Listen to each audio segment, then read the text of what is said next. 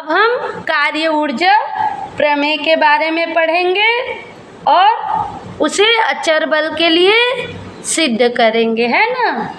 तो इसमें किस टाइप के क्वेश्चन आते हैं? कार्य ऊर्जा प्रमेय क्या है, लिखिए। कार्य ऊर्जा प्रमेय क्या है, लिखिए तथा सिद्ध, लिखिए तथा अचर बल के लिए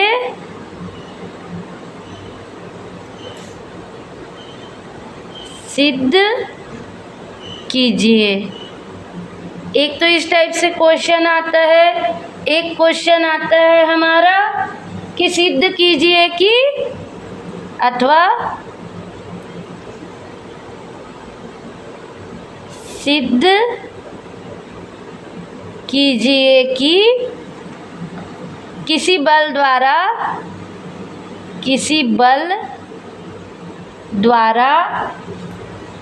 किया गया कार्य उसकी गतिज ऊर्जा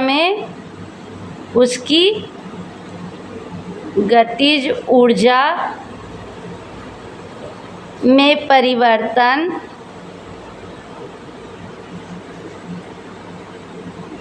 के बराबर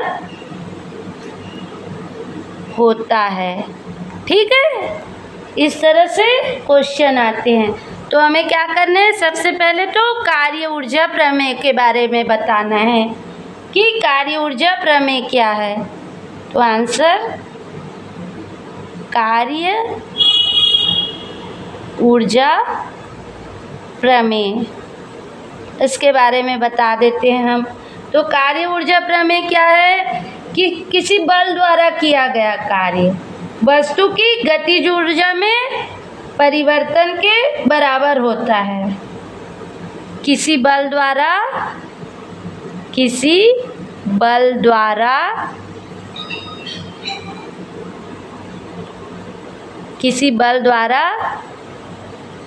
किया गया कार्य वस्तु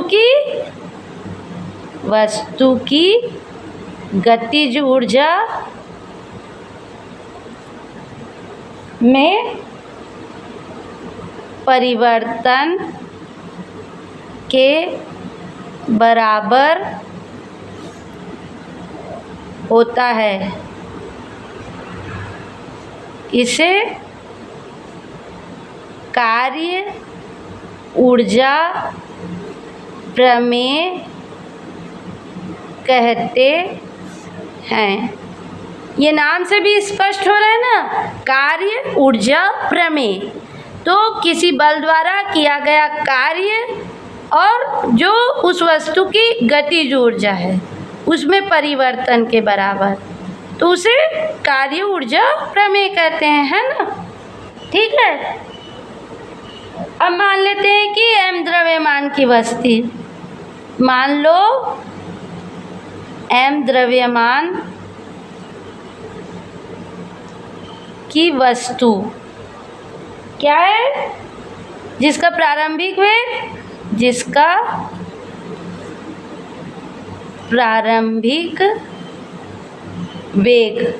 क्या है? v। ठीक है, जिसका प्रारंभिक वेग क्या है? मान लो m द्रव्यमान की वस्तु जिसका प्रारंभिक वेग क्या है? u। उस पर F बल आरोपित करने पर उसका वेग v हो जाता है। तो यहाँ पर प्रारंभिक वेग क्या है? u और अंतिम वेग v हो जाता है ना। और मान लो वस्तु द्वारा तय की गई दूरी s है, तब बल द्वारा किया गया कार्य क्या होगा? तब बल द्वारा किया गया कार्य क्या होगा? W equal to F into S, है ना? क्या होगा? बल गुणित बल की दिशा में विस्थापन, ये किया गया कार्य होगा बल द्वारा, है ना? परंतु गति के द्वितीय नियम से हमको क्या पता है? F बराबर ma, ठीक है? इसलिए बल द्वारा किया गया कार्य, इसलिए बल द्वारा किया गया कार्य बराबर क्या हो जाएगा? W equal to M into A into S, ठीक है?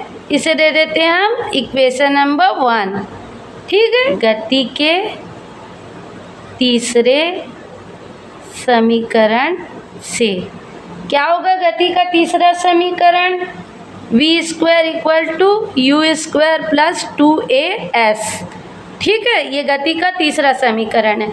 इसमें हम लिख देंगे प्रारंभिक वेग क्या है, अंतिम वेग क्या है। तो अंतिम वेग है हमारा v स्क्वायर ही और प्रारंभिक वेग u स्क्वायर ही है ना?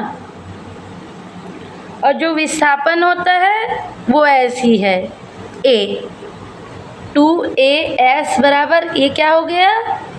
v square minus u square, यहाँ से है ना? 2s को रहने दे, u को इधर कर दिए, तो ये आ गया, ठीक है?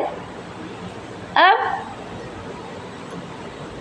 as बराबर क्या हो गया? v square minus u square upon 2, ठीक है? अब as का मान हम समीकरण 1 में रख देंगे। as का मान समीकरण 1 में रखने पर, ठीक है? तो समीकरण 1 क्या है हमारा? W equal to m1 m into a into s, ये है ना समीकरण। अब इसमें हम मान रख देंगे as का, तो ये क्या आ गया? m into v square minus u square upon a, ठीक है? सॉरी 2, ठीक? यार इसको क्या लिख सकते हैं? W equal to 1/2 m v square minus 1/2 m u square, ठीक है? तो इस प्रकार इसे देख के हम क्या बोल सकते हैं कि किसी वस्तु पर लग रहे बल द्वारा किया गया कार्य, किसी वस्तु पर लग रहे बल द्वारा किया गया कार्य उस वस्तु की गतिज ऊर्जा में जो परिवर्तन होता है ना, उसके बराबर होता है। ये क्या है?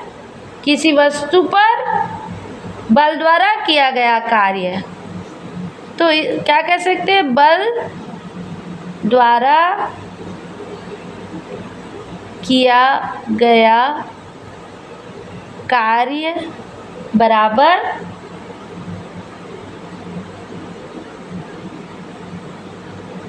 उस वस्तु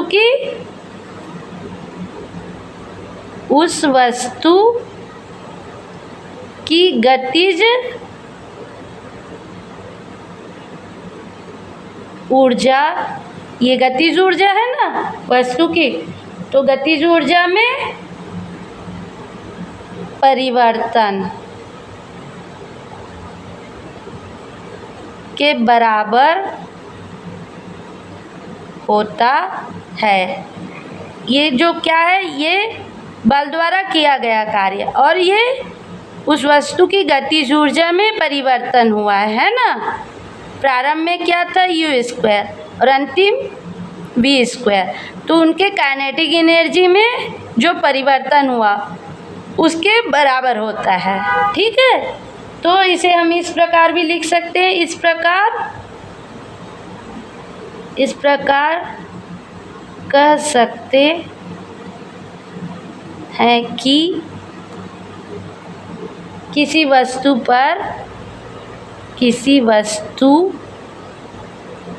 पर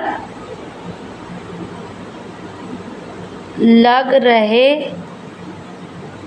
बल द्वारा किया गया कार्य उस वस्तु के गतिज ऊर्जा में परिवर्तन के बराबर होता है। ठीक है।